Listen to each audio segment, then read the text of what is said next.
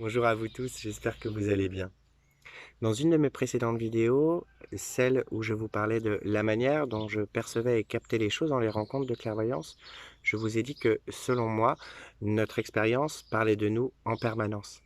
C'est quelque chose dont je me suis rendu compte sur mon chemin spirituel, mais aussi forcément dans mes rencontres de clairvoyance, et plus précisément quand il était question du travail que faisaient les gens qui venaient me rencontrer. Je pense effectivement que le travail que l'on fait, quel qu'il soit, et même s'il ne nous plaît pas, nous apporte quelque chose, nous permet d'évoluer, nous permet d'avancer, mais parle également de nous. Je vais vous donner deux exemples qui ont été très très marquants pour moi.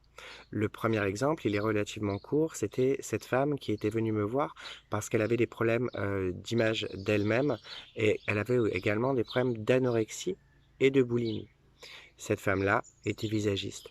Elle passait son temps à recevoir dans son salon des hommes et des femmes et de tout faire pour qu'ils soient en accord avec leur image, pour qu'ils soient apaisés dans leur rapport à l'image.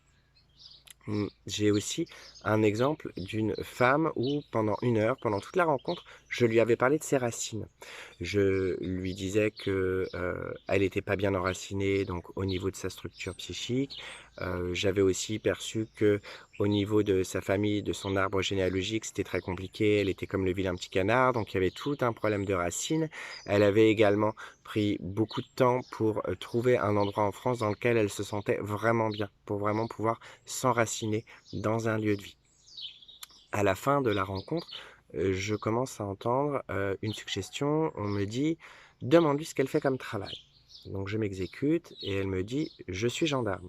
Ce qui pour moi, voilà, n'apportait absolument rien sur la rencontre et elle ajoute: «Mais je suis un gendarme particulier, je ramène les gens à la frontière».